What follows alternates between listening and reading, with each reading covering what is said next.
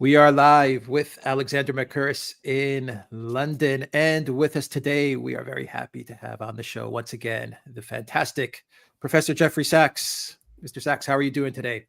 Great to be with you guys, as always, and amazing times. Absolutely It is amazing times. Yep. And we are going to get right into it. So a quick hello to everyone that is watching us. A big shout out to our fantastic moderators. Alexander, Professor Sachs, we have quite a lot of news to discuss. By the way, I have all of Professor Sachs's information in the description box down below, and I will add it as a pinned comment as well, so you can follow all of his amazing work. So Alexander, Professor Sachs, let's talk about all the events of the past couple of days. Indeed, absolutely momentous events, and hopefully eventually consequential events as well, because we are now seeing finally a dialogue between the American and Russian superpowers, something we haven't seen for 3 years. Very dangerous situation when that doesn't happen. Professor Sachs has been in program after program that we've done with him in many, many places. He has been pointing out what an incredibly dangerous thing that is. He's been advising, to the extent one could give advice, the Biden administration, President Biden himself, that it was his duty to pick up the telephone and speak to the Russian leader, Vladimir Putin, whatever feelings the two might have about each other.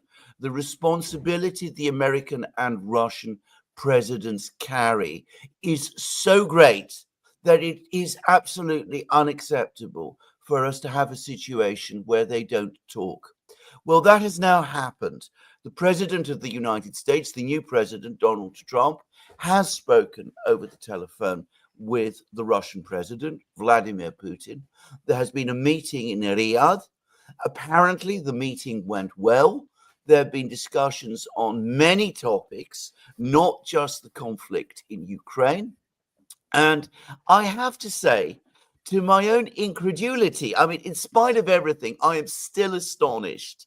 The leaders of Europe, many people in the United States, so-called respectable opinion in many parts of the Western world, instead of being relieved that finally we have a dialogue going and moves towards some kind of settlement of the outstanding conflicts and perhaps a return to arms control. Putin touched on that in a press conference he gave yesterday.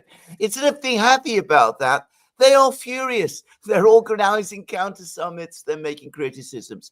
But I mustn't speak too much because we only have Professor Sachs. We're privileged to have Professor Sachs for only a relatively short time. So I'm going to hand over directly to you, Professor Sachs, and just, I think, firstly, your thoughts about where we are, but also if you could say something about this extraordinary reaction that we are now seeing.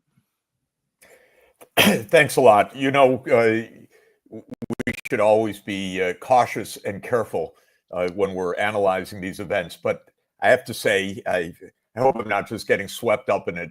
It seems pretty momentous what's happening right now. It seems more than the news cycle or the spin cycle.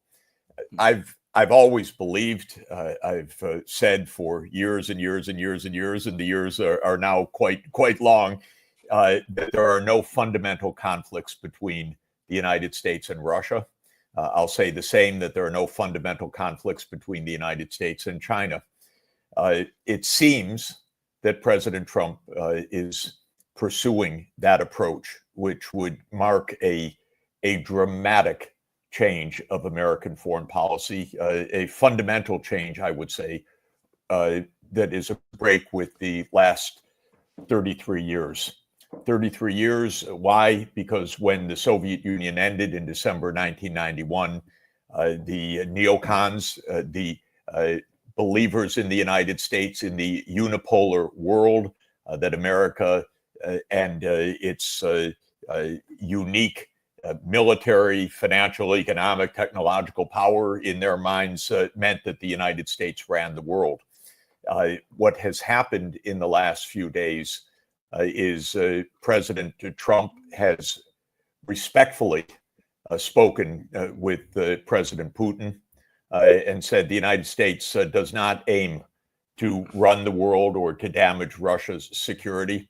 The United States government has acknowledged that NATO will not expand to Ukraine and to Georgia, which was part of a 30-year game played by the United States, very dangerous and violent game. And more than that, it was not only picking up the phone or having a discussion or having a meeting in Riyadh, but actually a rather impressive, it seems, move to normal relations, a restoration of economic relations, as you said, a new chapter, we hope and pray, for a stability of the nuclear arms framework.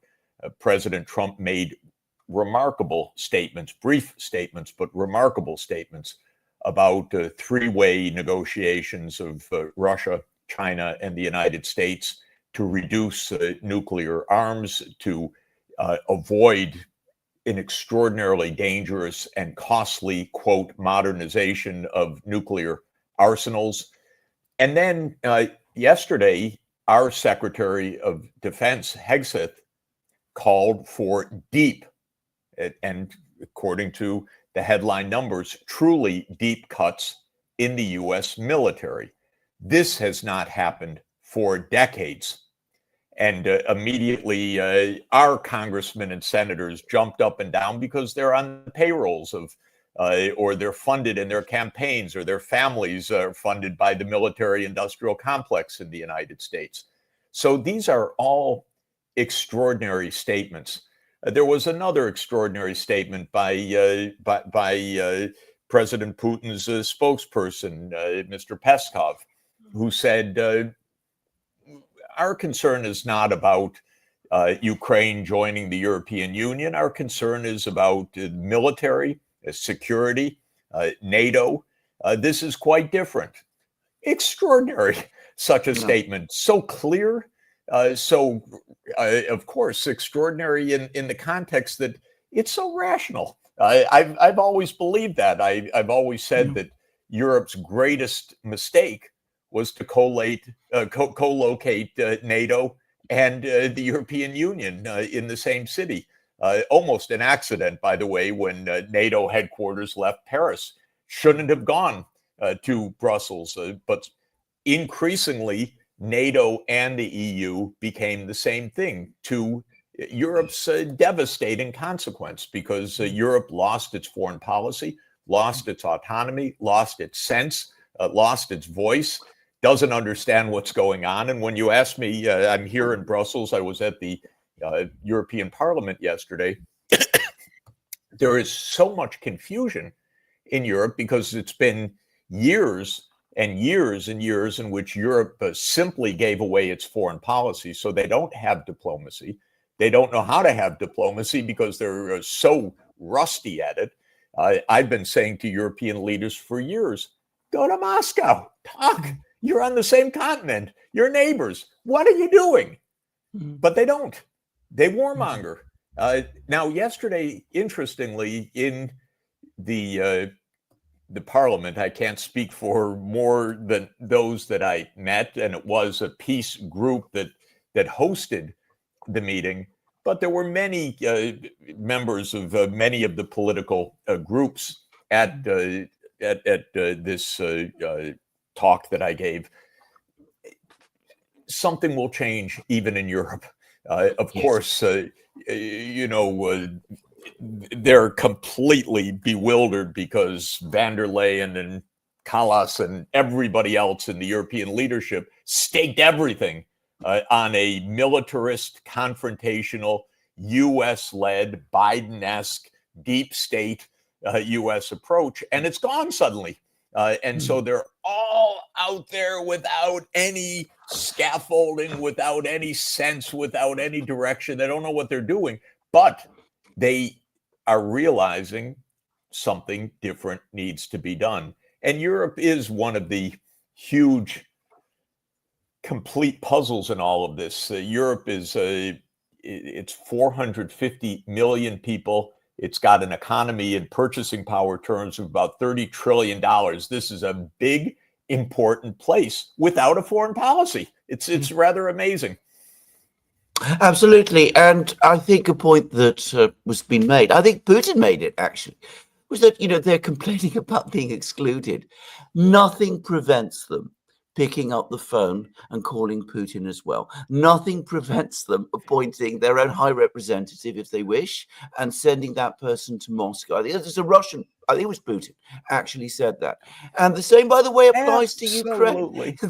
They are complaining that they are excluded from the negotiations. But again, I think it was the point that was made, and I think it's again Putin, that these are ultimately American-Russian negotiations. A lot of them concern bilateral matters between the United States and Russia.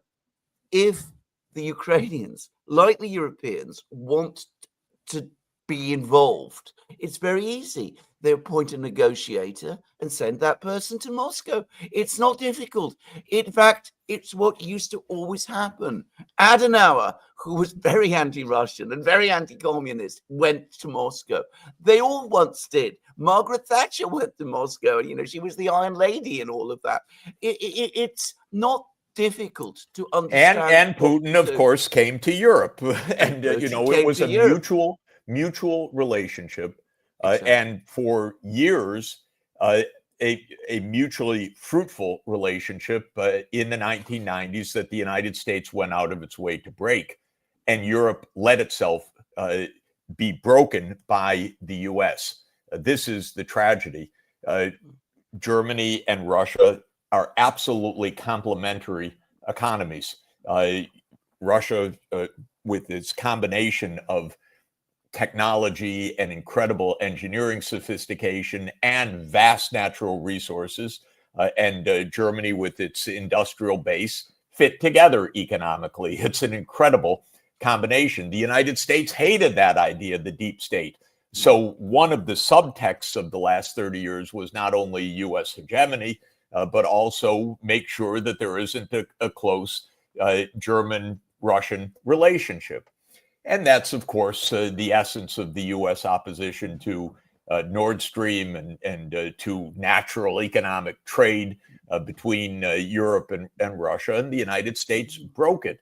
And the Europeans basically worked for the United States during that period against the interests of Europe. Now they're recognizing, my God, what are we supposed to, they're not quite recognizing, they're shell-shocked. They're completely bewildered of what's happening. What's happening is very sensible, which is we're pulling back from the brink of World War III. This is great news. There's no question about it that it's great news. And as you say, they can't even figure out that it's good news. This is amazing. It is absolutely. This is absolutely. Now, there's something I wanted to discuss, which never gets talked about, but it was apparently a big topic of the discussions in Riyadh, which is American-Russian economic ties as well. Now, these are two big economies. Of course, the United States is a huge economy. Russia's not a small economy, contrary to what many people think. There's been much talk many times, and I remember back in the 70s, there was talk about establishing good, strong economic relations between the United States and the Soviet Union as it then was. It never happened. Always there was opposition and obstruction and attempts to prevent it happening. And I've always felt myself that one of the reasons why the political relations between the United States and Russia never really came together was that they were never underpinned by an economic relationship. Anyway, they were talking about that in Riyadh. And it's interesting that one of the people the Russians sent was a man called Kirill Dmitriev, whom I believe you know, by the way. I think you've met him, who is the head of Russia's direct investment fund, and said, we can offer you this and that. You can do all of these things with us. And apparently the Americans were very interested. They listened and they heard and they said, yes, this could actually work. Can you say something about this? Because this is something you have knowledge of. Yes, I go back on this issue 30 5 years, at the request of President Gorbachev's economic team, I tried to bring the US and the Soviet Union together in 1990, 1991. My idea was that the United States at that time would help with financial stabilization, provide some grants and loans so that the Soviet Union could carry out its political and industrial and economic reforms. It was the idea that I had was rejected completely by the White House, and I didn't understand that that was the neocon moment taking hold. Recently, it was fascinating for me. I read the minutes of the National Security Council meeting dissing my idea, and I never read them before. It was somebody sent them from the archives. They've just been opened up, and the Americans were completely stupid and obnoxious. One of them was a former colleague of mine at Harvard, completely obnoxious. What they say in the meeting is, we have to do the minimum. We're not going to help on anything. We're no vision, just U.S. nastiness. Well, I experienced it, but I hadn't read the minutes of the actual meeting when when this approach was decided. In the 1990s, basically the American view was, Russia's nothing except we can grab the natural resources. I hated it. Of course, I tried to help with President Yeltsin raise funding again, turned down flat because the Americans had a completely different idea, which was unipolarity and grab natural resources where you can. Russia is a very sophisticated economy filled with very sophisticated people and well-trained engineers. And by the way, as the world's largest land area with vast natural resources, the population is modest by big power standards at 150 million people, but we're entering an age where the number of people is not really decisive. There are going to be humanoid robots and AI systems and many other things. This incredible land area, the vast resources, the northern route, the Arctic route, something that is obviously on President Trump's mind, means that Russia is a great power, no question, for generations to come, and one that will play in increasing significance in the world economy. And this is partly what was discussed in Riyadh. I also found it extremely important. Now, it's tantalizing. It doesn't prove anything, but it's a glimmer of hope. Here, the two are meeting in Riyadh. Now, Saudi Arabia is absolutely the linchpin of achieving peace in the Middle East. And there they are at the invitation of the Crown Prince, Mohammed bin Salman. And I believe, I'm guessing, that they spoke about Israel and Palestine. Just as peace will come to Ukraine now, peace could come to the Middle East, basically with the one change of vote by the United States, a vote for a Palestinian state as the 194th member of the UN. And then there will be normalization of relations with Israel by Saudi Arabia, by actually all 57 countries of the Organization of Islamic Cooperation. We're tantalizingly close to a breakthrough for peace. Again, whether Donald Trump can break the iron grip of the Israel lobby in the United States, which has done so much profound damage to American politics and to the Middle East and to world peace and risks, I don't know. But he's broken the iron grip of the deep state neocon project, and maybe he can break the iron grip of the Israel lobby the same way. I just wanted to talk quickly about Ukraine, because we have to talk about Ukraine, because, of course, it remains the conflict. Now, again, this fury and rage about the fact that they're talking about Ukraine. The Russians and the Americans used to talk about Vietnam when the Vietnam War was underway. In fact, relations between the superpowers during the Vietnam War improved, despite the fact that they were each backing different sides, exactly as they are now in Ukraine. Now, there is a pathway to peace in Ukraine. The reason we have a war there is because that pathway has been consistently rejected. We have had a war that is being lost. Now, it seems to me that if you put away all the storm and anger and, the storm and theater and all of that, this is what the Americans are now finally saying, that there is a pathway to peace. That pathway lies to some extent through Moscow, though obviously others have a part to play. But Moscow is obviously the key party. Military victory is clearly not going to happen. In fact, what we're looking at is defeat. And we can nonetheless still find a way through. Now, am I getting this wrong? Well, the war is, of course, a war between the U.S. and Russia being fought on Ukrainian territory. It's not a war between Ukraine and Russia. This is the basic point. This goes back for 30 years in the Ukraine project of expanding the U.S. military reach eastward, basically, by the way, from Brussels to Vladivostok was the ultimate aim. In other words, this is U.S. hegemony at play, and President Putin said no. The war broke out 11 years ago at the Maidan coup, which was also a U.S. Action to a very substantial extent to overthrow a Ukrainian government that favored neutrality, and the Ukrainian public favored neutrality overwhelmingly. There was no move by the Ukrainian people to join NATO. This was a top-down push and coup in February 2014.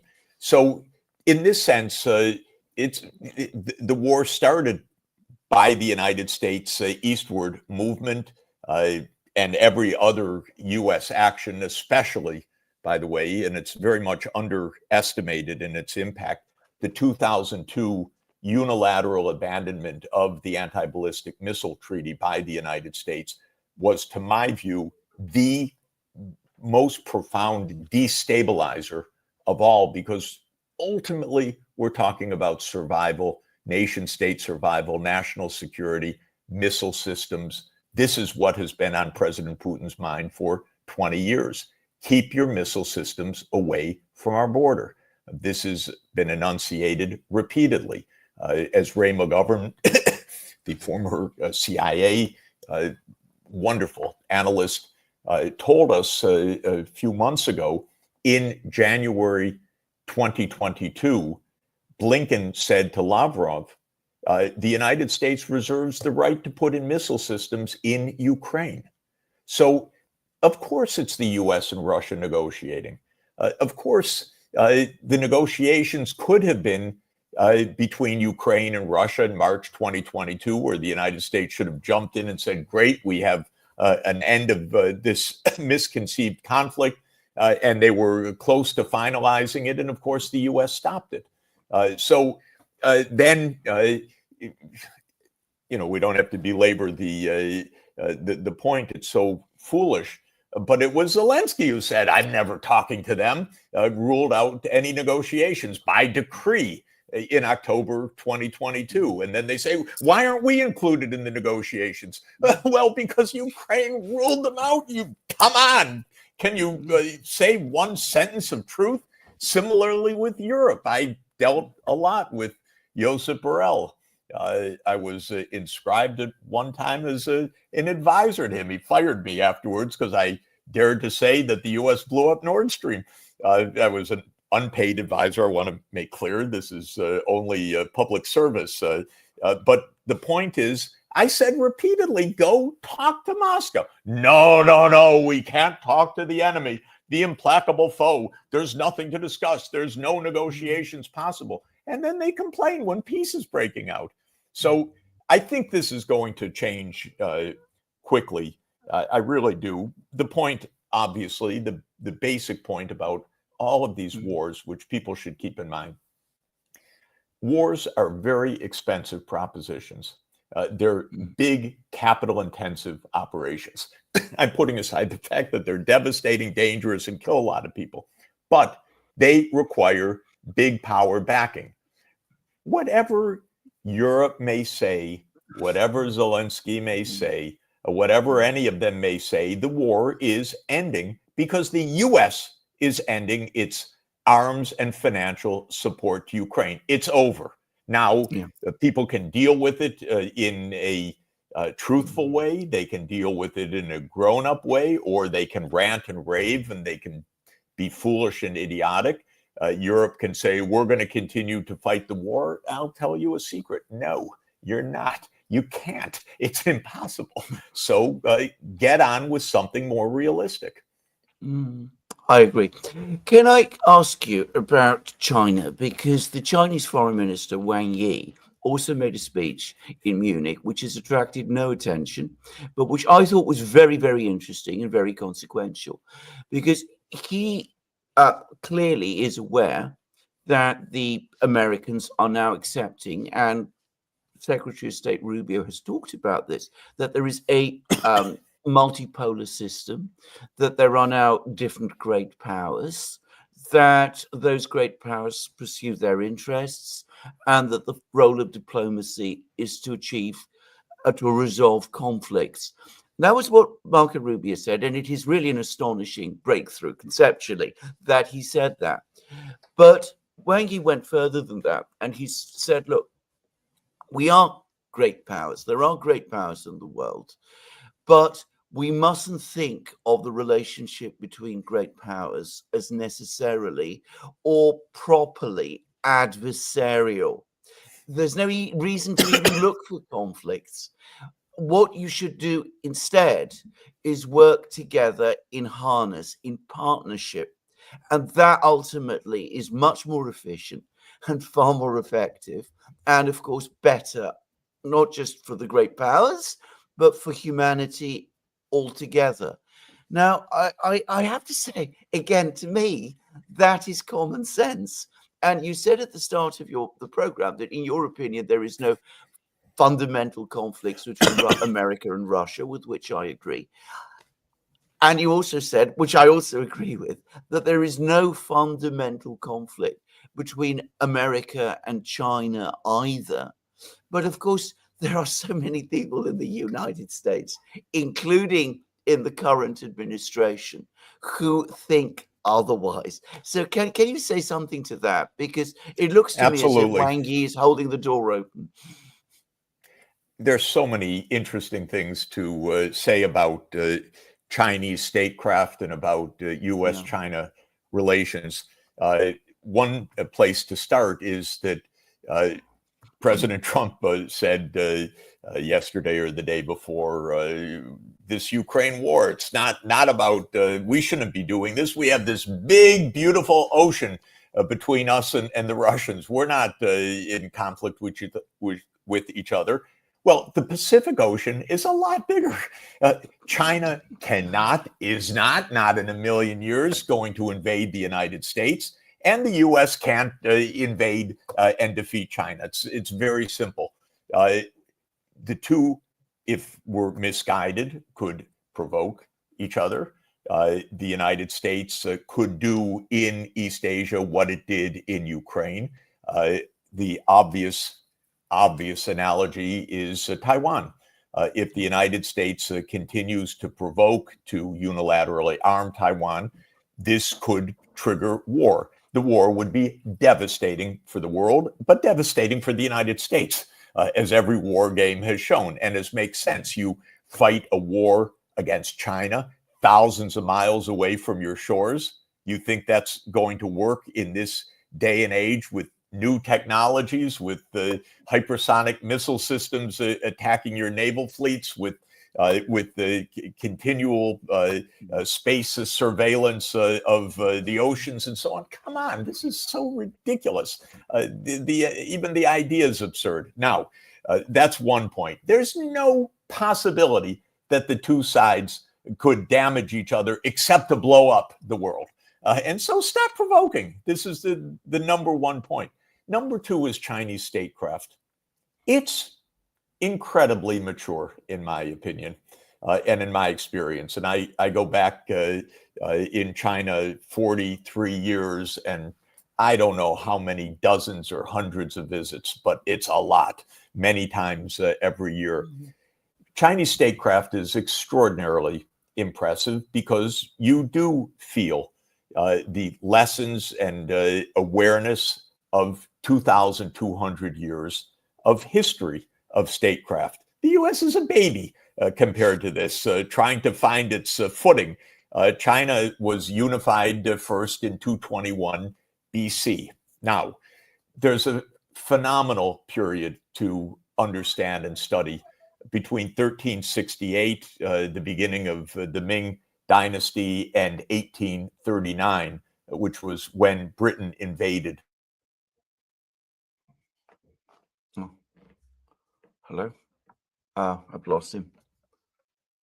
Yeah, it froze. Froze. War. Oh, sorry? You're Yes, back. You're back. You we froze were for a back. bit. Just a second. You Carry stopped on when Britain invaded China. You China. stopped on Yes. So 1839 when Britain invaded, during that period of several centuries, East Asia was dominated by a very successful China, but not tormented by China. It was an era of peace. Unbelievable. Europe's fighting. Everybody's fighting each other, killing each other, nonstop wars. East Asia is in peace, sometimes called the Confucian peace. So you had nation states, Japan, Korea, Vietnam, China. They're not fighting each other for centuries. China never, ever in its history invaded Japan, ever. The Mongols did when they controlled China twice in 1274 and 1281 AD. They tried, and they were defeated by the so-called kamikaze winds, 2 typhoons.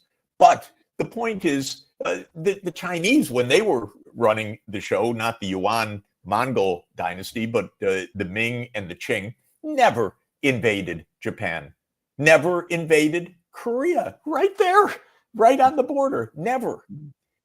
With Vietnam, there was a war, 1410 to 1427. Basically 17 years out of 6 centuries. Whereas think about France and Britain, for example, nonstop 100 years wars, nonstop conflict. So the idea that China is an aggressive power, there's nothing in the Chinese statecraft, history, or tradition of this, even when China was undoubtedly the regional hegemon in terms of power. It did not impose punitive actions. It did not invade. It did not try to expand its territories. This is all very important to understand, because when Wang Yi speaks about statecraft, he's speaking about a very deep vision of statecraft. When the West speaks about statecraft and the Westphalian order and so forth, they're speaking either with knowledge or implicitly, with their implicit knowledge or their background culture, that states fight each other. And in the international relations of the West, the realism idea is, well, it's just a tragedy. We're doomed to fight. The Chinese actually do not hold that view. And I mean, not just superficially, not propagandistically, actually, they do not hold that view. They do not quite understand, why are you always fighting? Stop. We can get along. We can trade. We can do other things. And this is absolutely, basically true. China does not threaten the United States in any way. It happens to be extremely successful, very dynamic, technologically sophisticated. Wonderful. It's bringing all sorts of great things to the world, like DeepSeek, low-cost AI, and many, many other things. And China has, for most of its history, been technologically advanced and economically successful, which is a fact people tend to overlook. It gave the world the gunpowder, but it used it for fireworks, and the West perfected it to go back and beat the hell out of China. This is history.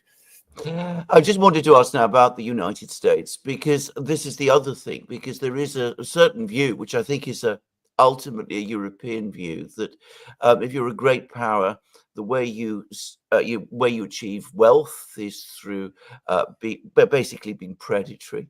That the United States itself would benefit massively from disarmament, a proper system of international relations, peace, and all of those things. Because I think some Americans are afraid of it. They'll think they'll be swamped by Chinese goods and the economy will be devastated and the dollar will lose its reserve currency status, and this will be a tragedy for the United States.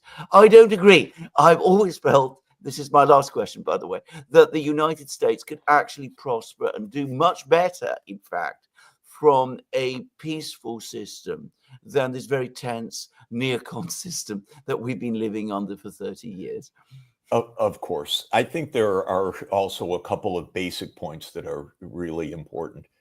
For many centuries, many recent centuries, certainly the 20th century, the idea that control over natural resources was the decisive element of economic wealth, the military power, national greatness was taken for granted. And in the petroleum age, especially after Churchill put the British fleet on oil, this was the view. You have to control the Middle East. You have to control the natural resources. We're living in an age, of course, it may sound trite to say, but it's true. We're living in an age where it is technology, it is advanced technology, it is digital technologies, it is a knowledge-based economy that's the source of wealth, the source of well-being. And you don't need that physical control over natural resources in the same way at all.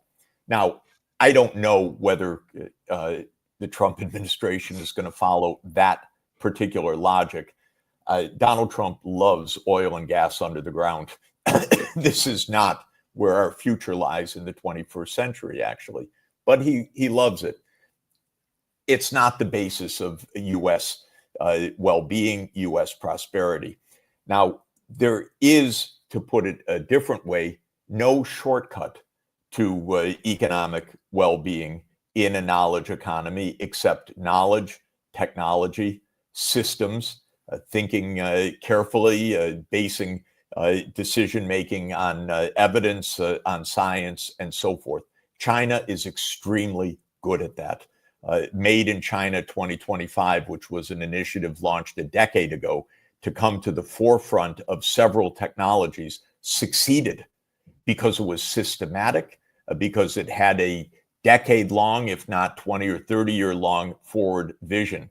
For the United States to succeed, it should do what it absolutely can do. We have wonderful universities, wonderful research centers, wonderful enterprises that are investing heavily in research and development, building the economy. It has nothing to do with war with Russia, war with China, fights over natural resources. It's knowledge, capacity, organization, science and technology. This is what we're really talking about right now. Incidentally, the protectionism that the Trump administration is putting in is also beside the point. It's a little sad. It's not getting to the point. If Trump will play to America's strengths, which is its deep educational excellence, its technological excellence, its human diversity, which is wonderful because I live in New York City. I hear English once in a while, and I love the fact that 200 languages are spoken. It makes it a great city that reaches the entire world and becomes a a media and financial and technology diplomatic capital. This is the strengths. I think Trump gets a lot of this absolutely right. War is useless. This isn't about war. This is not about conflict and so forth. He gets that right. And if he can play to America's true strengths, this is going to be a golden age, exactly what he wants it to be. If he plays to, the short-term gimmicks, the thinking grab resources or somehow protectionism or something else, it will not quite work the same way. Professor Sachs, thank you so much. I know you've got a tight schedule, but you've given us your time, and we're very, very grateful. Thank you very much. For always great to be with you guys. Thanks a lot. Thank you. Thanks a lot. Thank you. Bye-bye.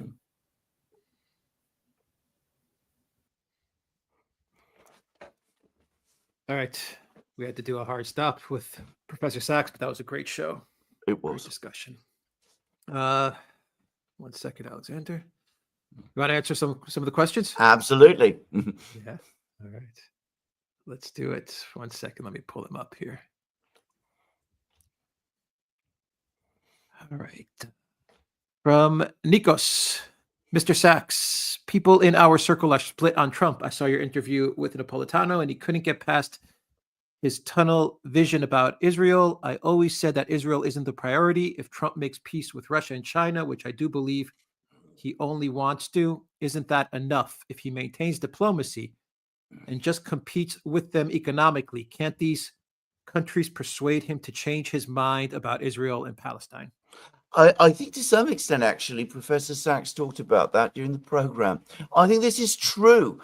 In fact, I think if we have a framework of good and strong and friendly relations between the great powers, and we also have good and friendly relations between the United States and the great powers and the major regional powers in the Middle East, of which Saudi Arabia is, of course, one, but Iran is another, just saying, then that will start to push us or pull us gradually, steadily towards some kind of Middle East peace. It's going to be very difficult and very, very complicated. And if we're talking about Palestine, Israel, I'm afraid a religious dimension has now entered this conflict, which did not exist, by the way, in, say, the 1960s, but it does now. And that makes conflicts even more difficult to sort than they would have been if it hadn't been there. But no conflict ever is unsolvable. That is a counsel of despair. And I always say that you should never fall for counsels of despair.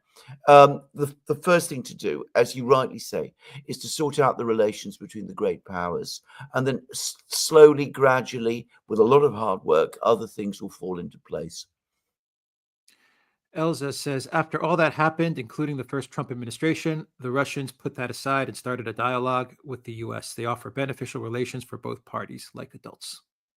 Correct. Can I just make a point, which is that the Russians also have a long diplomatic history. It might not go back to 2021 BC as it does with China, which is true, but they have been very, very active in diplomacy for a very, very long time now. And the one thing they have long understood is that you've got to control your anger.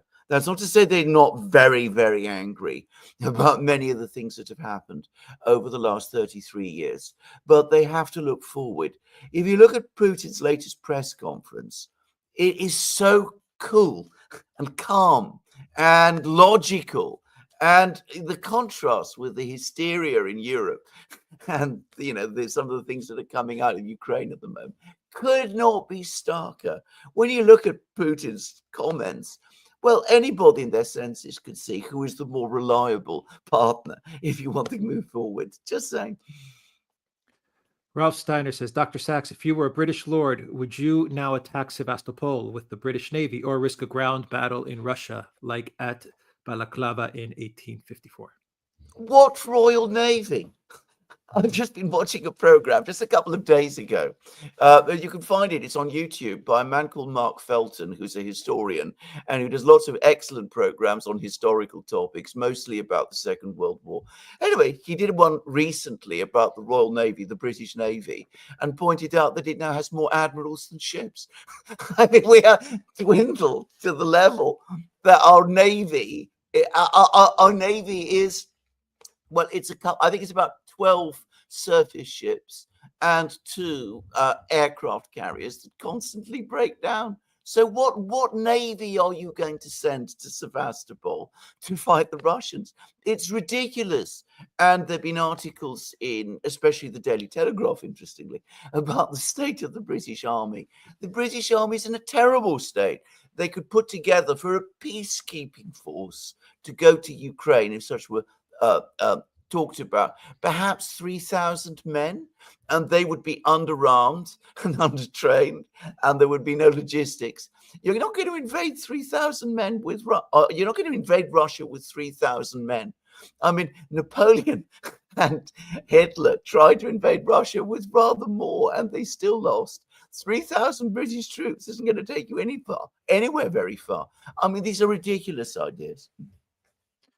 Bram says, great to see you in the EU Parliament yesterday. Refreshing voice to hear there. How do you think the Banderite organization could destroy a possible peace deal? It is a major concern because, of course, they are still there.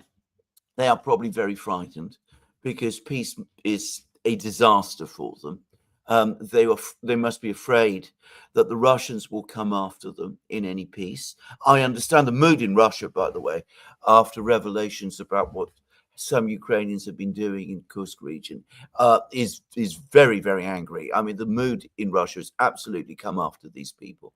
And I suspect that an awful lot of people in Ukraine would love to come after these people as well. So a stable, peaceful situation is one that fills these people with terror, put aside the fact that, of course, it contradicts their ideology and their ambitions. How you deal with it, I don't know. And it's going to be one of the big challenges going forward. But the first thing you need to do, and I'm going to anticipate some points we're going to be making a lot about over the course of this program and our next programs.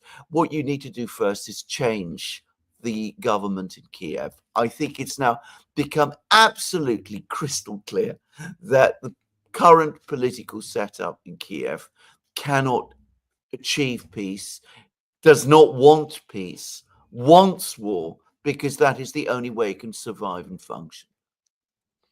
Matthew says, would a false flag work? Surely the Americans know. Well, agreed. I mean, they've already tried one, haven't they? I mean, if you believe that the Russians really attacked Chernobyl, then I have a bridge to sell you. That's all I can tell you. So and Ralph Steiner says, could you fly a drone into Chernobyl at this time?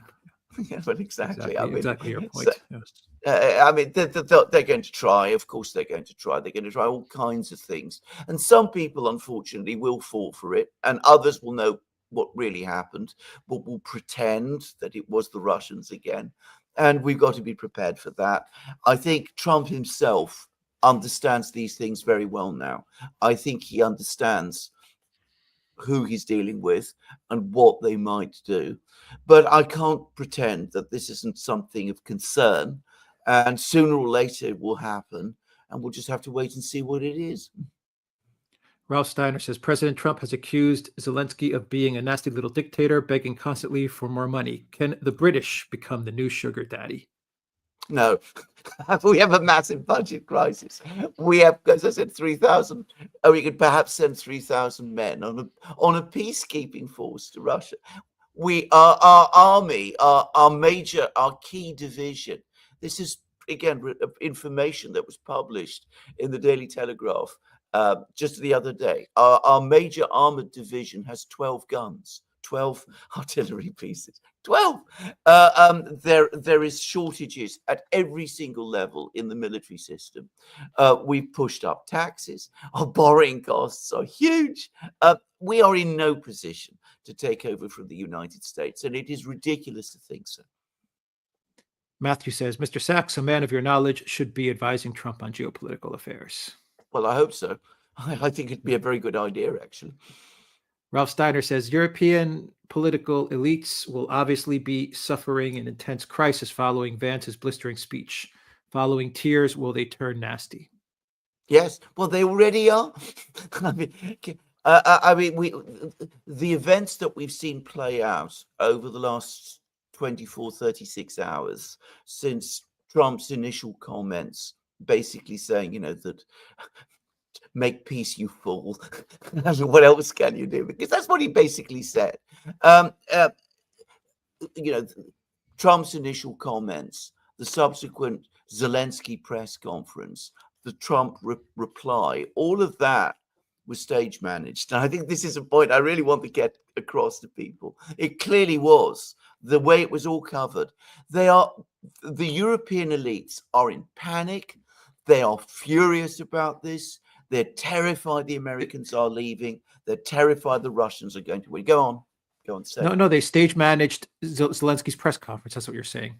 Yeah, absolutely. I mean, no doubt, exactly. Yeah, it was all no doubt. Yeah, no doubt about it. And the just want to media clarify. stories, Yeah, that's what you're saying. and the media stories that preceded it, which distorted what Trump actually said. Yeah. And as I said, they are furious. They're clearly trying to push Trump, back. They're reviving the Russiagate hoax, or trying to at least plant seeds in people's minds, thinking that is true. I don't think anything's going to work. In fact, I get to say what happened. I think the events of the last 24 to 36 hours have been a disaster for Zelensky and the European elites. And if you look at the shocked reaction in Britain, they know it too. It didn't play out the way they expected at all. So, but we're going to have a lot more of this over the next couple of weeks and months. And, we've got to be prepared for all of that and for the rocky ride that is to come as they work constantly, continuously to prolong a war that is already lost. I mean, the illogic of it is staggering. Well, my question is, what place is there in the European Union for Kaja Kallas and for Ursula von der Leyen, specifically Kaja Kallas, because she was appointed as the foreign minister just because of her Russophobia and her hate for Russia and the fact that she wants to escalate. So, what place does she have now in the European Union as the foreign minister? She doesn't. I mean, again, the right thing is for Kaja Kallas to step down. I mean, it is absurd that it was absurd that she was appointed to that position in the first place. I mean, it should have rung alarm bells already in Europe that she was being appointed. And I mean, Ursula has to go also. I mean, I'm sorry to say it as bluntly as that, but she has brought Europe to the brink of disaster, as we can see. Yeah, I think I don't know. I think Orban should go on the offensive. I fully expect that he will, and that he will be supported by a lot of people. Just saying. Yeah. Zariel says, "Good morning, Professor Sachs. Love to listen to you, sir." Thank you for that. Flying Boar says, "Questions for Dr. Sachs. Why don't you call the White House and offer to advise President Trump on Russia and roots of the problem?" Who says he doesn't? No, just to say. Paul Walker says, "The EU bloc wants to be a military bloc, despite knowing that 80% of munitions and equipment are non-interchangeable. Do they then design everything from scratch? Won't take long. Russia doesn't want Europe. It's just saber rattling." It's absolute nonsense. You're completely correct. I mean, to achieve something like that would be a project. It would be an absolutely sterile and pointless project, but it would be a project of 20 years at least, if you got the planning systems organized and worked out, proper plan in order to do it, and put all the resources in place and sorted out the many problems of interchangeability that you're talking about. It would be a decades-long program that would cost trillions. It will never happen. Fuzzy Ball says, "Deal Russia and America would go for. Russia agrees to sell rare earth minerals in exchange for America cutting off all further funding for Ukraine." I don't think the Russians need to trade rare earths for America cutting off funding for Ukraine, because after the events of the last couple of days, I think we're already there, basically, on that one. I cannot imagine that the Americans are going to just go on piling in more money into Ukraine. They're going to do what we've said that they should do on these programs. They're going to leave it to the Europeans to try and do that. So I think that the Russians don't need to trade rare earths for this. But from a Russian point of view, getting some kind of trade moving with the Americans would be a good idea. Because, as I've said many times, the absence of that trade has meant that there have been very, very few voices in Washington which have wanted to maintain a stable relationship with Russia. Because in America, I'm afraid money talks. It's the thing that decides everything. And nobody loses money by taking a confrontational line with Russia. Nobody important does. Fractured 01, thank you for that super sticker. The Alchemist 19 says, Professor, it's great to see your blood pressure is normal. Alex, I trust you remember my analysis comparing the dynamics of the EU and NATO to the Soviet Union. It's even more relevant in 2025. Absolutely. And JD Vance is coming round to your point of view. Just yeah. Elza06 says, when Zelensky is hit by his own curse, I hope the ghost of the Zelensky curse will stay and hunt down everyone who supported him. I just have to say this. I did my locals live stream yesterday, and Alex joined us, and he said that the Zelensky curse is coming for Zelensky. That was absolutely brilliant. The entire live stream just lit up when you said that, and it's true. Yeah, it's true. Yeah. Zariel says, Professor, how do you react to people who regard Gorbachev as a traitor and with that associate you with? Please do not misunderstand my objective question. I still think you tried to be honest with helping. Well, I'm sure he did, and I've no doubt about it. He did, because I remember that time. I followed events at that time extremely closely. Now, Gorbachev made tragic mistakes. He did all sorts of things that he got hopelessly wrong. But it is also true that he bet on understanding in Washington, which he had to some extent when Ronald Reagan was president, because Reagan was in control of the US government and did have a vision. But when Reagan departed the scene, that vision went, because George H.W. Bush, who succeeded, never had Reagan's authority and never had the kind of vision and wasn't listening to the right people in the way that Reagan did. I know an awful lot of people, by the way, have all kinds of views about Reagan. I remember Reagan, and I, absolutely opposed him for much of his presidency. But I've now come to understand that he was a much, much more sophisticated and intelligent person than I had realized at the time. In fact, really quite extraordinarily clever man, contrary to what many people think. But anyway, so I think that a lot of things went wrong. I think Gorbachev also did not understand his own country very well. He didn't understand its traditions. He didn't understand how its economy worked. He didn't understand the bureaucracy. He is a very different figure, very different personality from Putin, whose heart beats with Russia's, as I always say. So Putin knows his country in a way that Gorbachev didn't. Awakening Richard says, Chinese geopolitical channel here. Do you think Russia-U.S. negotiation will end with Russia's reduced involvement in BRICS, especially when it comes to de-dollarization? Absolutely not. In fact, Lavrov made a speech to the Russian parliament in which he said otherwise.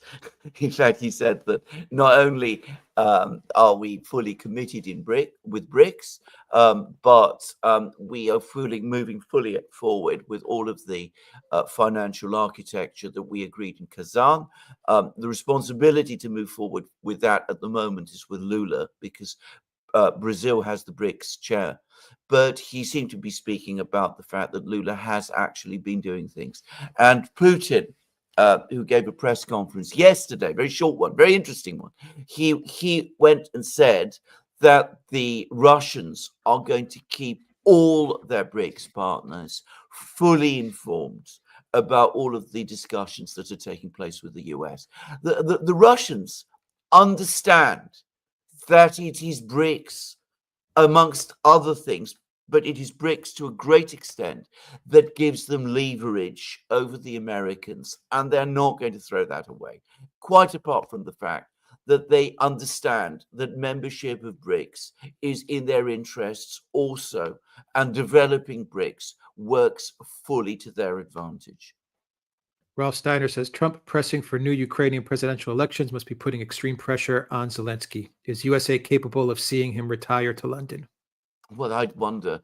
We'll have to see. Absolutely. I mean, I think that we're coming very close now to a position where the Americans are going to say, look, if Zelensky stays, we're washing our hands of this. I mean, this man is impossible. That's a conclusion the Russians came to long ago, that this man is impossible.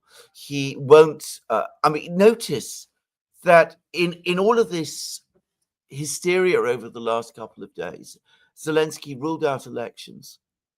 He says he's going to stay, and he's not rescinding his decree of 2nd October 2022 on negotiations, about not negotiating with the Russians. He is not moving. He wants things to go exactly as they were. He wants the Americans to give him guarantees. He wants the Americans to give him missiles. He wants Western troops in Ukraine. He is not prepared to negotiate. It is as simple as this. And the Americans can see that. So we're getting very, very close to the point where they say, if Zelensky stays, then we go. We can't continue whilst Zelensky is there. Maybe they will try to engineer his removal. Maybe the Russians will do that too. But one thing that's also become clear over the last 36 hours is that Zelensky still has important backers, first and foremost the British, who are doing everything they can to keep him in place. Ralph Steiner says, imagine Johnson and Zelensky hanging out in London. Ralph Steiner also says, quite a scene. I can just imagine, seeing them, outside a pub in Mayfair or something. That may happen. Ralph Steiner says, Alexander, would you invite Zelensky on as a guest? No.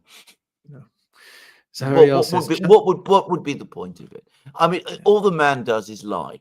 He lies all the time. He's utterly manipulative. It's a complete waste of time. I mean, to say it straightforward, if he came on as a guest, you've never seen me in cross-examination mode, but I can cross-examine him and take him to pieces in ways that he would never, in ways that he wouldn't like, and which would probably mean that he wouldn't come on our show. But what would be the point of it anyway? Yeah. He'll go on Piers Morgan or something like that. Exactly. Zariel says, China illegal immigrants have invaded USA. Sorry. Well, possibly, yes.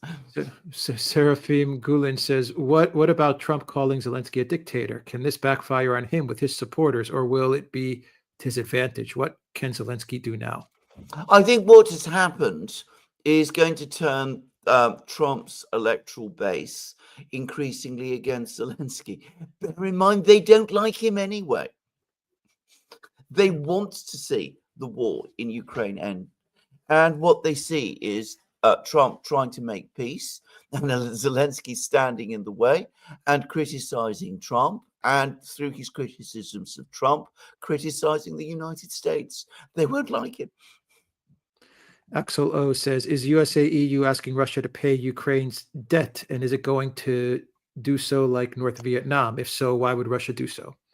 Well, this is an excellent question. I don't think the Russians will assume liability for Ukraine's debt. I mean, by the way, they did back in 1991. They agreed then that Russia by itself would pay the whole of the Soviet Union's debt, which they did, by the way. They paid it all off and they've got very good, strong financial position. But they're not going to take over Ukraine's debt now. They're not going to pay the Europeans or anyone like this. But what they will say to the Americans is, look, if you want to come out ahead, then we are a much better, far more reliable partner for you than the Ukrainians have ever been. The Ukrainians can't keep their promises. They're offering you things they don't have. There's been a latest report, by the way, I think it was in Bloomberg, that Ukraine doesn't even have these rare earths that people are hearing about. And people have got this again completely wrong. It was not Trump who brought up the topic of rare earths. It was not Trump who came to the Ukrainians and said, give me your rare earths. It was the Ukrainians. It was Zelensky. Zelensky's first raised this with Lindsey Graham, and then he met with Trump at Trump Tower in September, and that was when he brought it up. And then he brought it up as part of his victory plan. It's extraordinary how all of these things get forgotten. So Zelensky offered things he didn't have and which don't exist. The Russians can offer real things. That question in the Oval Office from the reporter, I believe it was a plant.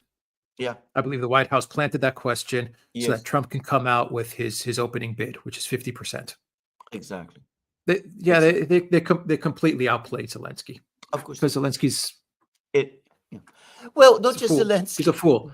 He's a fool, but also he's media minded. He's media minders who are Europeans, just the same. Yeah, and on the point of who's going to pay for Ukraine, Europe's going to pay for Ukraine. EU. They promised they're going to pay for Ukraine 3 years ago. Ursula said it. We're going to pay everything for Ukraine. She said it. Yes. And she promised it. Mm-hmm. Europe's going to pay for it. Of course. Yeah. Studio Reiner said, every developed nation is most afraid of their citizens above all. Whichever great power can match it with the least bureaucracy will succeed. The managerial system dooms us to fight. True. Derek says, Naomi Klein was dishonest in the way she vilified Professor Sachs in the shock doctrine. Can he please address her accusations for those who were misled? Well, I think that requires a completely different program. I, by the way, didn't like the shock doctrine. I thought it was a paranoid book. Actually, it attributes a degree of intelligence and to the people that she was criticizing, which simply does not exist, in my opinion. AMM 4467 says, well done. Thank you for that. AMM. Ralph Steiner says, why did God put all that British and American oil under Arab and Middle Eastern lands? I mean, it's really very inconvenient controlling all those people. Of course, true enough. It was the British who started all that, by the way. I mean, they went to Iran for the oil because it was essential for the British fleet, and that meant that they then became increasingly involved in the Middle East, and then they gradually gained control of Arabia, and they carved up Arabia amongst the various families that they wanted. So they had the Hashemites in Iraq and Jordan, and the Saudis in what is now Saudi Arabia. And they ran things very, very tightly in the 20s and 30s in ways that people simply don't know. And they created a huge pile of problems which have never gone away. Studio Rayner says, the motive is ideology. Capitalism and Marxism both base material satisfaction above all else. Tyrants are dangerous, but hedonism is lethal. Peace is overrated. Well, I wouldn't say peace is overrated, but you don't have to have hedonism and peace. Just saying. Fuzzy Ball says, Maria Zaharova speaks fluent English. Saw an interview with her and Jackson Hinkle. You guys should have her on. Would be a great guest. Yeah, well, yeah, possibly. Possibly, yeah. Bill Rose says, we need to lock Michael Hudson and Tom Lungo in a room for 24 hours to figure out a new geopolitical financial system for the next 50 years. Alexander McCurrs can mediate. It's a great idea. Nico says, my main points about the split of opinion in our community of analysts are in your Robert Barnes interview. I'm sorry, Alexander, about the column. Yeah, we'll answer those questions in a dedicated video. Yeah. We're going to do that. Yeah, absolutely. That's coming up, yeah. Studio Reiner says the British can claim single-handedly responsibility for what the entire world has been indoctrinated but believe is universal economics. Alexander doesn't understand British soft power. Understand it very, very well. Remember, I live in London. I'm in awe of it, actually. I mean, the extent to which the British still shape global thinking, given the realities, the underlying realities of British power, is extraordinary. But can I just say something? I mean, I think that that period is coming to an end. I think that we are not going to be able to sustain it for much longer, because the realities of what we have become are now catching up with us. Frank Mir says, can you guys give an update on your thoughts on Elon Musk and Trump possibly weighing in on the Australian election cycle? I haven't followed this story anywhere near enough to be able to comment, so I'm not going to. I'm not going to hear. I think my sense is that it would probably be a mistake for them to get too involved in Australian affairs. Australia, to my knowledge, is a very different society than the United States, despite certain superficial similarities. Rob One says, will we see a back to Russia pivot in 20 years' time? I don't believe the U.S. can stay away. Where does this leave Iran? In which direction will a reconstituted European military be directed? Well, every reconstituted European military, if it's ever created, is focused against Russia. That is the iron rule, by the way, of European geopolitics over the last 300 years, that when Europe unifies, when Western Europe or Central Europe unifies, it invariably marches on Moscow and gets smashed. That's been the recurring pattern. So I hope we are going to break out of that finally. I don't think it's going to happen.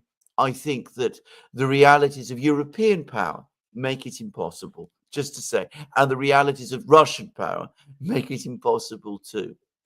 Now, a pivot to Russia, I'm not quite sure what that means precisely. Russia is a great power.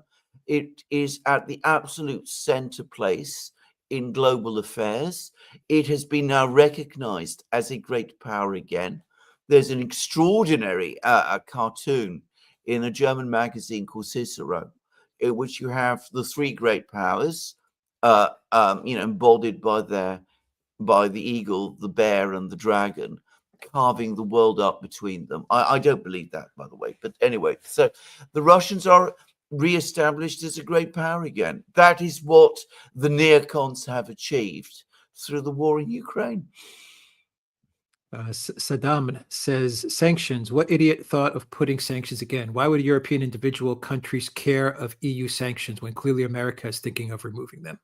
Well, it's very simple. If the Americans remove sanctions, the Europeans, Ursula and co, are saying that they will keep them.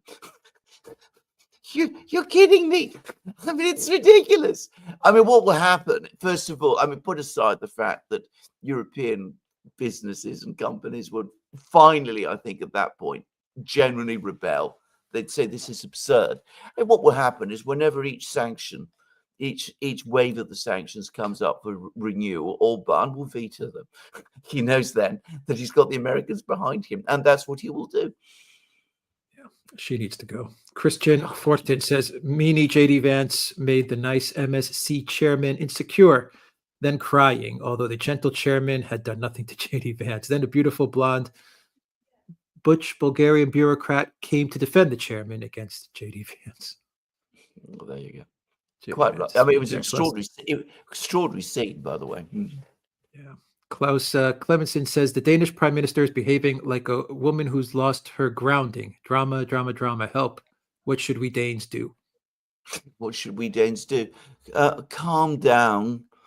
And instead of constantly supporting conflict in Europe, conflict with Russia, start advocating for peace with Russia. There have been times when Denmark has had good relations with Russia, just saying. And of course, the last but one empress of Russia was Danish.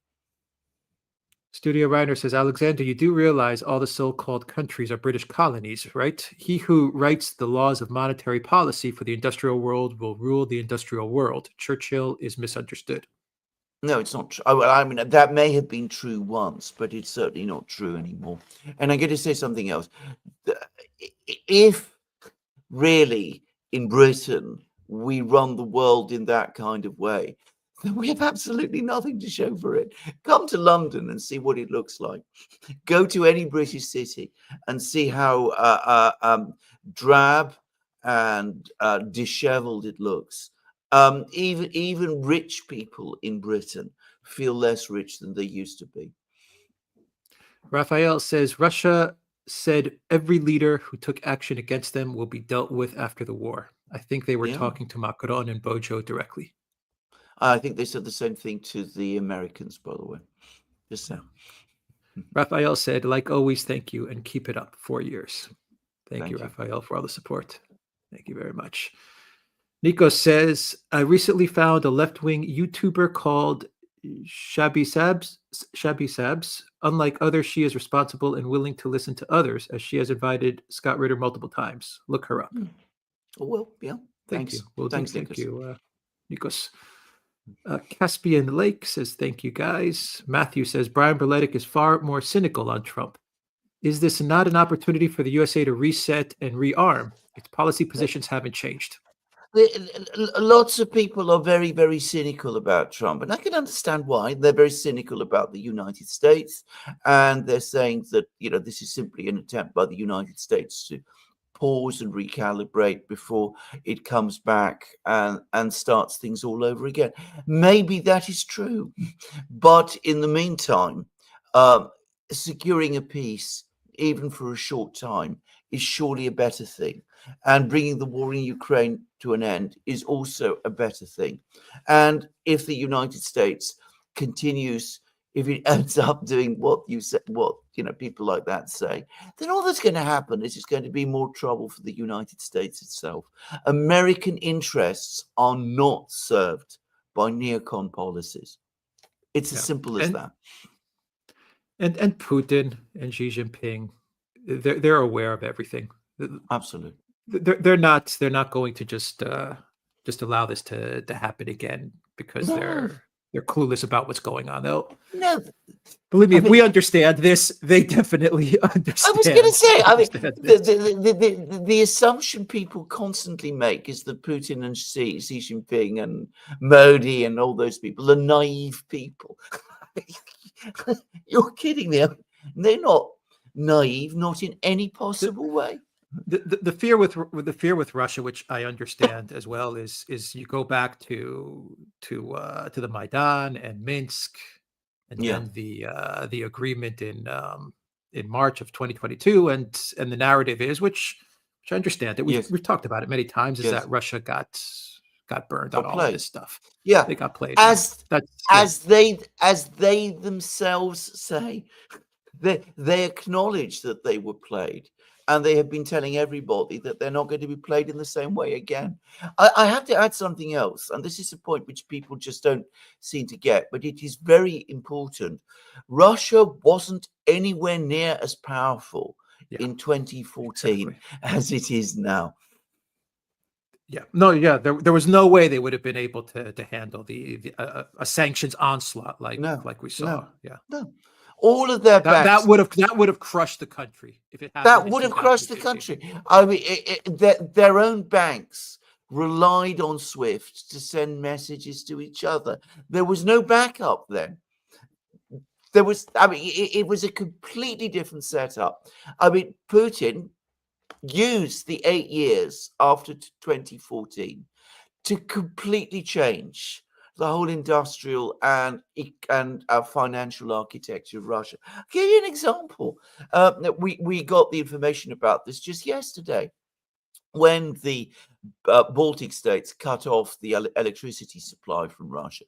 It was clearly what they were doing was that they were intending to plunge Kaliningrad into crisis. But the Russians, starting from 2014, saw that was coming and they made sure that Kaliningrad had all of the electricity stations and all of those things that put them in a position to ensure that Kaliningrad continued to receive electric power. The Baltic states, by the way, have seen their prices double. In Kaliningrad, it's remained stable, but that required preparation and planning, which the Russians did starting from 2014.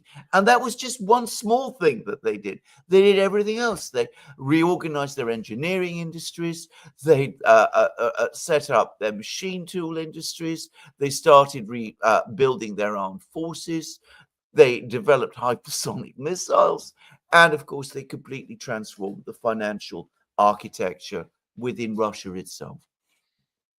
Which proves that back then in 2014 and 15, when they signed the Minsk agreements, that Russia had an understanding that that these guys are going to probably come after us again in the future. So we better start preparing. They probably said, we hope that doesn't happen. We hope that doesn't happen, but we better start preparing now because they might come after us again. And they were right. And they were right. Yeah. Studio Rainer says the EU lost when Constantinople fell. When Europe loses Greek culture, they become a pest. Remember, Aristotle thought the barbarians were idiots. Make Greek great again. Well, I would love to say that. I must admit, the idea of the EU falling when Constantinople fell in 1453. I think that was rather earlier than the establishment of the EU. But anyway, I take your point, and I like your sentiments, and thank you. Ralph Steiner says, truth is the daughter of time, not of authority. Sir Francis Bacon. Even though truth is first casualty of war, do you see her recovering victoriously?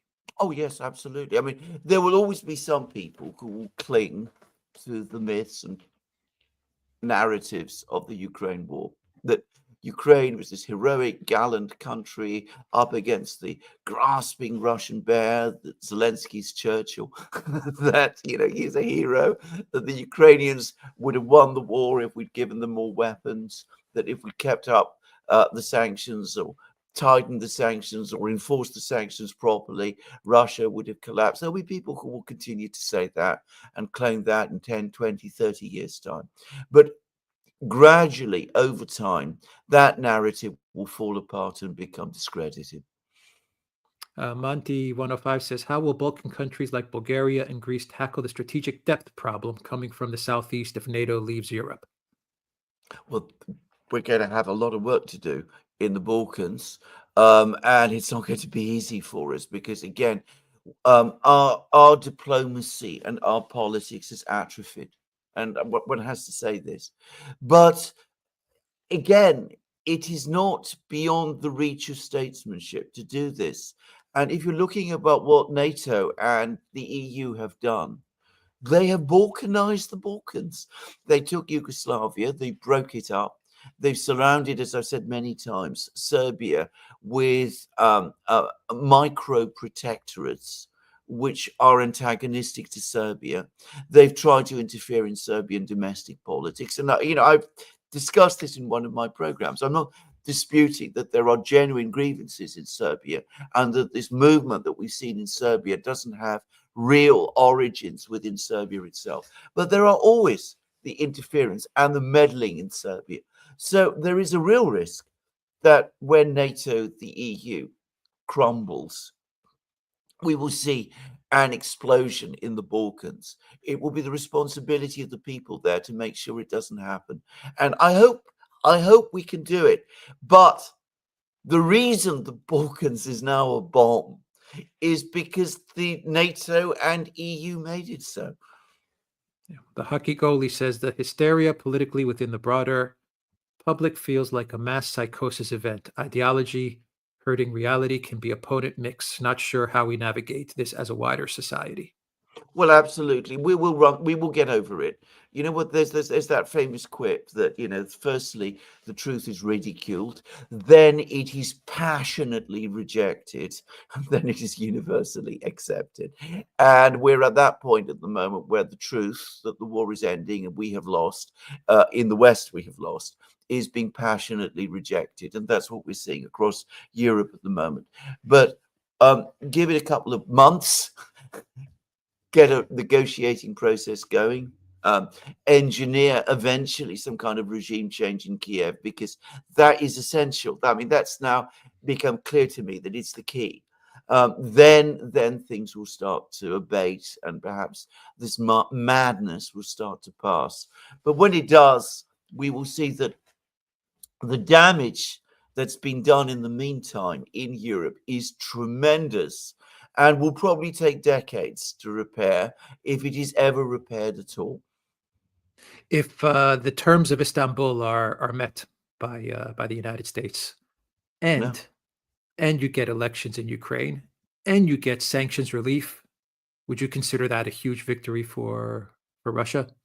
It would be Because in Istanbul, I don't think they talked about sanctions relief in Istanbul. No, Plus, they didn't. No, they didn't. No, they didn't. But the Americans are now quite clearly committed to it. So it would be a colossal victory for Russia.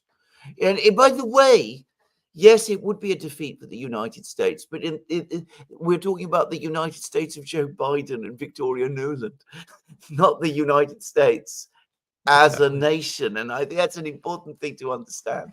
It would be an absolute disaster for Europe. What we're talking about would be a disaster for Europe, for the whole structures that have dominated Europe over the last 80 years and which have developed there under the shadow of American power. Studio Reiner says, why doesn't the press just say Ukraine won and Russia was pushed back? End of story. I'm so tired of people yapping. Telling me. I mean, they can't do that because it so obviously isn't true. Nectaria, thank you for that super sticker. Rochas, thank you for that super sticker. Serafim says, just wanted to say thank you. You are the light in this sea of information. If I was a world leader, I would offer you positions as my advisors. Thank you. Thank you, Serafim. Gleb Perch says, reading an interesting book called Stalin's Gamble about Soviet attempts to get France and the UK into an anti-Nazi alliance. If only the French and Brits had more sense, a lot less people would die. There is a huge amount of academic writing about this, lots of books, and what has made this happen is the opening of the Foreign Ministry archives in Moscow. So we now have a lot more information about what the Soviets were really trying to do in the 30s, and what it shows is that their attempts to create an alliance with the French and the British to restrain Germany were real. I mean, they were sincere. It failed utterly. And of course, it led to the great crisis of the 1940s. Raphael says, China has the best group of Anatolian Shepherd 1, Russia to look out and deal with everything for them. Good position to be in life. They are one. I'm not sure I understand that question, actually. Russia and China are Russia. I guess Raphael is saying that China has Russia there to. Oh, absolutely, yes. I've made this point many times. I mean, if you know your Chinese history well, you will know that the greatest existential threats to China came from its northern border. I mean, put aside what the Europeans were doing in the 19th century, which was terrible for China, but did not result in China becoming a colony. China was always conquered from the north. That was the route the Mongols and the Manchus and all of those people came through. Now, for the first time, China has on its northern border a great power, which is a friend. And as a Chinese person once said to me, one of the key events that made it possible for China to take off economically was that in the 1980s, as tensions between China and the Soviet Union relaxed because of Gorbachev, and we have to say this, the Chinese were able to start scaling down their armed forces on their northern borders, and that released resources for the Chinese government to start investing in the Chinese economy. And of course, Russia has, abundant raw materials, as we know, food, oil, gas, all of these things, strategic metals, rare earths. The Chinese need rare earths. So, I mean, they can give everything that the Chinese need, and they give them security as well. Nico says, I always forget to ask this, but there was an article a month ago that mentioned the Brazilian opposition wanting to get out of BRICS. Is it plausible? It's absolutely plausible. It's not to be underestimated at all. If of the BRICS states, the one that is by far the least committed is Brazil. Yeah. Ralph Steiner says DK could have stopped Ukraine blowing up Nord Stream. Yeah. Yes. Iranian Kiddo gifted the Duran memberships. Thank you for that, Iranian. New 2 says, go guys, continually conveying valuable cutting edge material. Thank you. Thank you, New 2, for that. Raphael says, could it be European leaders are the ones who wanted the war in the first place, that American leaders simply went along with them? We had it wrong. My own view is that it was a joint enterprise, one which was basically agreed way back in 2014, 2015, that there were some people who pushed against it. In Europe, one was Angela Merkel, not because she was pro-Russian, but because she realized that a war against the Russians would have bad consequences. She never really argued with the people who advocated it, but I remember the sense of relief when she finally left the scene in 2021 and made it possible for the rest of Europe to combine behind this enterprise. The other person who had doubts and did so in a very, I should make it clear, I didn't like either of these people, was Obama. When he left the scene in 2016, again, there was this expectation that they would finally have this opportunity to settle scores with the Russians. They were hoping Hillary Clinton would come along, that she would do it. Instead, they got Donald Trump.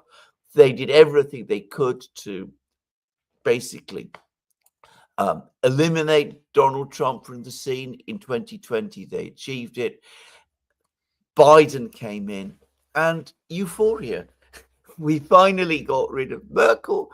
We finally got rid of Obama and Trump. Now it's full steam ahead. And I remember they all came together at the Munich Security Conference in February 2022, and they were throwing a party. The sense of excitement and exhilaration was just incredible. Yeah, and people no. What's underreported is that in October and November of 2021, Ursula made trips to the United States with the Biden White House so they could coordinate to meet with the Biden White House so they can coordinate the sanctions packages that were going to be thrown at Russia. Absolutely. Absolutely correct. Yeah. Yeah, she's on record as saying that. It's not me. Yeah. She's on record of saying that she was in the United States and they were planning out all of the sanctions that they were going to throw against Russia. Yeah. Ralph Steiner says, so does Project Ukraine get a C- grade or what? C- grade. It's an absolute complete fail. That's all it is. Disastrous fail. Disastrous fail. Vinicius Arcaro says, thank you for all your work. Fuzzy Ball says, thank you, Vinicius Arcaro. Fuzzy Ball says, is Nigel Farage the biggest UK winner out of Ukraine? Yes. I mean, why else do we have this sagging, disastrous situation in Britain? I mean, the British elite gambled everything on Project Ukraine. They got Brexit as a result, which they didn't expect.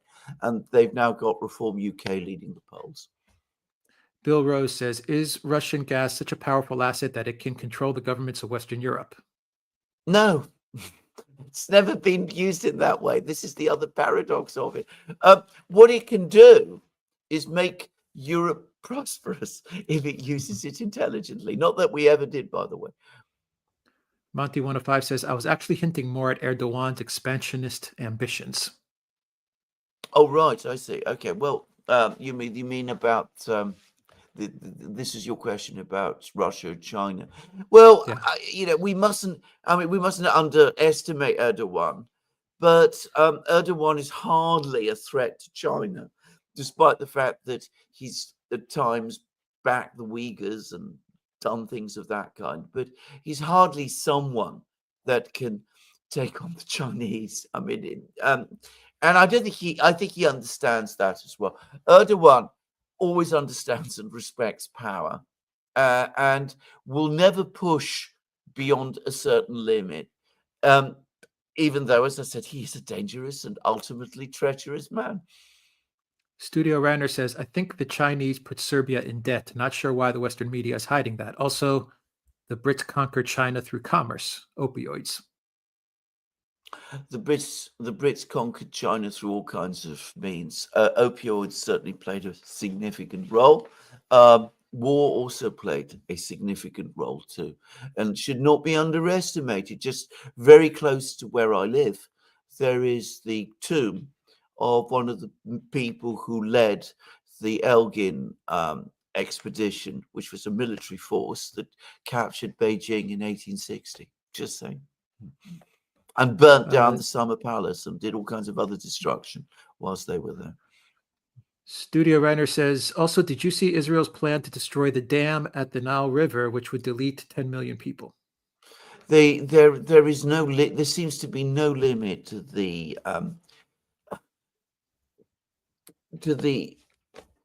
taste for destruction of some people in Israel at this moment in time.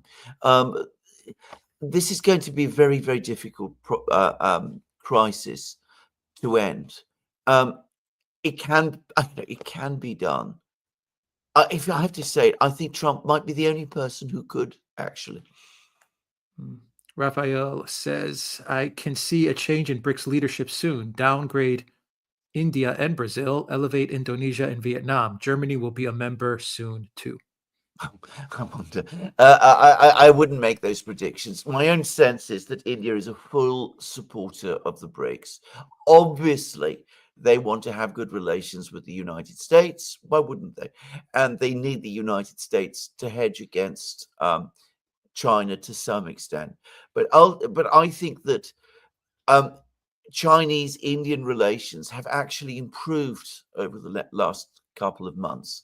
And whenever discussions come up within the BRICS for further financial integration, India is always there supporting them. All right, Alexander, those are all the questions. Let me just do a final check to make sure we got everything, and your final thoughts as I check. Well, I mean, these are extraordinary times. I think people need to understand that Project Ukraine is over.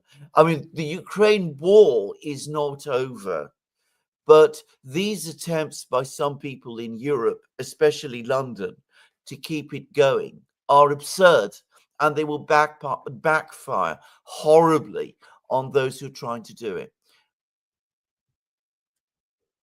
All right, that's everything. That's Thank you everything. once again. Yep. Thank you once again to Jeffrey Sachs. To Jeffrey Sachs, absolutely. Joining us. And thank you to everyone that watched us on Rockfin, on Odyssey, on Rumble, on YouTube, and our community on Locals, the Duran.locals.com. And thank you to our moderators, Peter, Zarael. Ralph Steiner asks, will the peace be terrible after the war ends? No, it'll be better for everyone, including the people of Ukraine, by the way. I mean, the war has been a disaster. The peace will be much better. Yeah, agreed. I think those are the moderators. I think I got the moderators. Zariel and Peter were with us today. All right. Take care, everybody. We will be back soon with more videos on Alexander's channel and on my channel. Take care.